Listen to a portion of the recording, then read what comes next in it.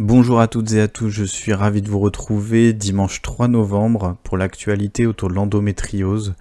J'ai titré endométriose 3 pas en arrière parce que en fait vous êtes en vacances, vous êtes bien tranquille et les droits des femmes sont attaqués.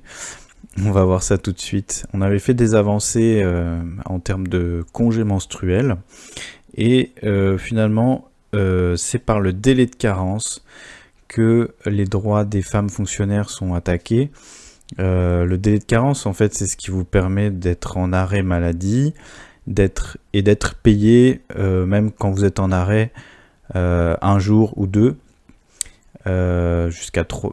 Normalement, dans le privé, vous n'êtes pas payé jusqu'à 3 jours. Et en tant que fonctionnaire, vous êtes payé dès le premier jour.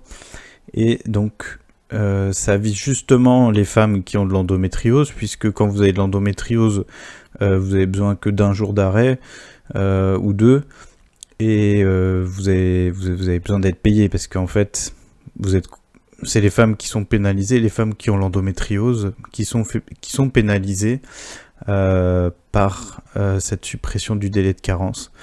Alors l'argument, c'est de dire qu'on va faire comme dans le privé. Il faut savoir que dans le privé, vous avez Carrefour, vous avez L'Oréal, qui ont mis en place le congé menstruel.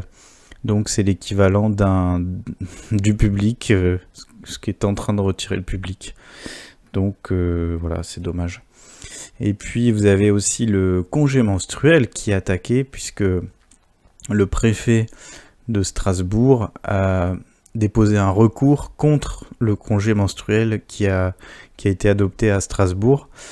C'est une attaque, pareil, directe des droits des femmes, sans vraiment justification économique, puisque c'est la ville de Strasbourg c'est la collectivité qui prend sur elle, c'est même pas l'État. Et là, c'est l'État qui attaque parce que, en fait, ils veulent pas ils veulent pas de ce délai de carence, ils veulent pas que l'endométriose soit reconnue comme une ALD. L'État ne veut pas payer les premiers jours d'arrêt parce que ça va coûter très cher, parce que vous avez près de 4 millions de femmes en France qui sont atteintes d'endométriose et 4 millions de femmes potentiellement qui ont besoin d'être arrêtées un jour par mois et d'être payées.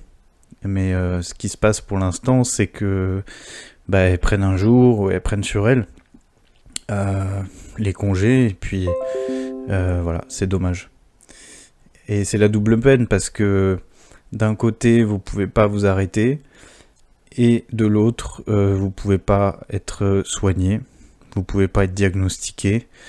Donc voilà, en fait, si encore on avait des traitements, on avait voilà, un service de santé digne de ce nom, voilà, peut-être qu'on pourrait faire des concessions, mais voilà, en fait, il n'y a rien, donc c'est dommage. Et tout ça, voilà, c'est politique, et bientôt il y a les élections américaines dans 2 jours, et en fait, il faut savoir que toute la recherche, effectivement, sur l'endométriose, alors on peut pas dire que les démocrates avaient fait énormément pour la recherche pour l'endométriose, mais un petit peu quand même. Et là, le risque, c'est qu'il n'y ait plus rien du tout, si Trump passe.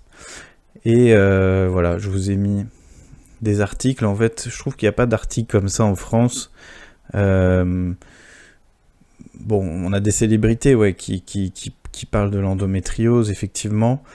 Mais là, ça fait la une, mais chaque semaine, plusieurs fois par semaine, chaque jour pratiquement, il y a des articles comme ça sur les médias anglais surtout. Alors peut-être qu'ils aiment bien ce genre de titres.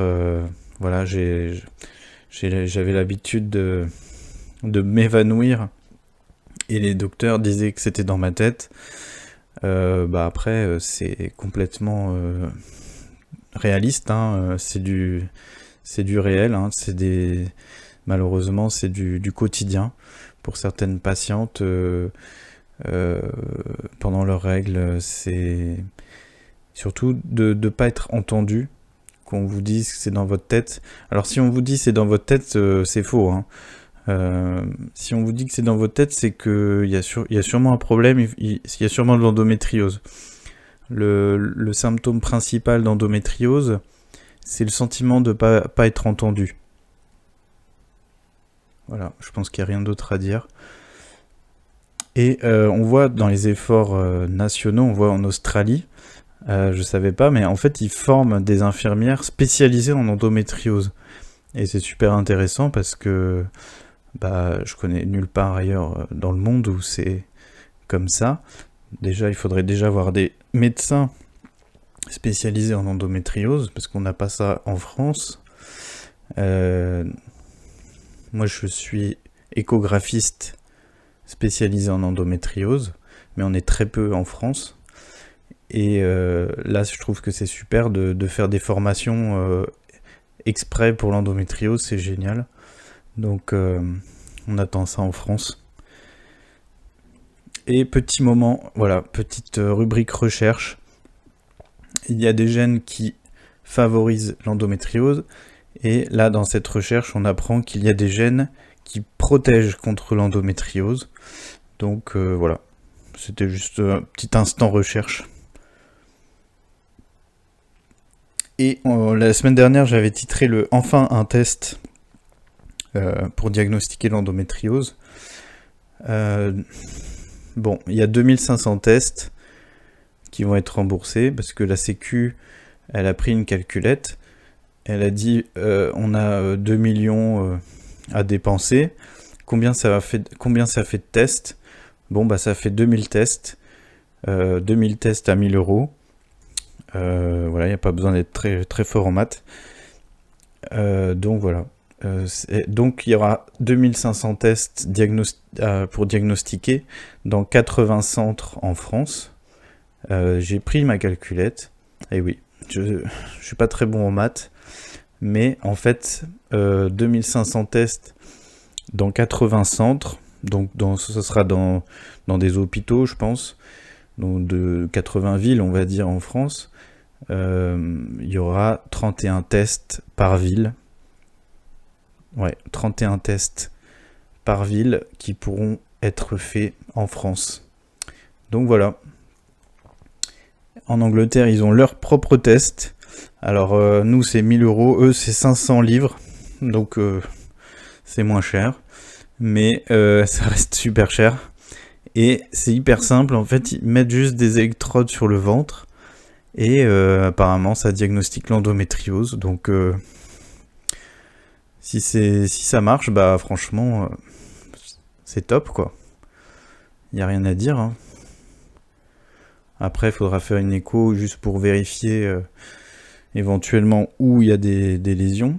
Je crois qu'avec le test salivaire ou le test sanguin, on pourra savoir même où sont les lésions sans faire d'écho. Donc moi, je serais super content. S'il n'y a plus besoin de faire d'écho, je ferai autre chose, il n'y a pas de problème. Et on voit aussi la BBC qui fait des gros titres quand même sur l'endométriose, c'est assez intéressant. Le délai de diagnostic, voilà, ridicule pour le temps d'attente pour avoir un diagnostic. Ouais, c'est 10 ans. En France, c'est 10 ans. Ça va se raccourcir forcément, mais c'est très lent. Voilà, donc il faut continuer à se battre. Et parce que en fait, l'endométriose, je lis encore, c'est du tissu d'endomètre qui sort de l'endomètre, mais pas du tout. C'est du tissu qui est complètement différent de l'endomètre. C'est du tissu qui s'est transformé. C'est un tissu qui est pas cancéreux, mais qui est pré-cancéreux, qui a pas du tout une tête normale. C'est du tissu malade qui se dissémine dans le corps, puisqu'on en trouve sur les poumons, on en trouve partout. Donc, il faut pas dire que c'est bénin, il faut continuer à dire que c'est grave, Et dans les recommandations des cardiologues, ils disent bien que les femmes atteintes d'endométriose doivent avoir une prévention particulière parce qu'elles sont sujettes à plus... Il y a un risque accru d'AVC. Donc, c'est pas rien. Je pense que on minimise beaucoup, voilà, les risques. Et alors, il faut pas non plus affoler les patientes, bien sûr, mais je pense que c'est important de reconnaître scientifiquement que il y a des risques accrus de cancer de l'ovaire, on a vu, d'AVC, mais parce que la santé tout simplement se dégrade aussi avec l'endométriose, mais pas que. C'est aussi du tissu malade, inflammatoire, c'est une maladie systémique, et il faut absolument qu'elle soit reconnue comme une ALD et qu'il y ait un congé menstruel pour cette maladie, comme n'importe quelle autre maladie serait reconnue, bon, si c'était une maladie qui touchait les hommes. Et enfin, pour finir sur une note positive, il y a un restaurant, il y a des restaurateurs, c'est assez surprenant pour être souligné, qui aménagent pour leurs employés un emploi du temps adapté. Et alors là, c'est du sur-mesure, un congé menstruel le jour des règles. Donc c'est calculé, les plannings sont calculés sur les jours des règles. Donc comme quoi, c'est possible. Allez, on y va, on lâche rien, on en parle autour de nous, et puis ça va marcher. C'est parti.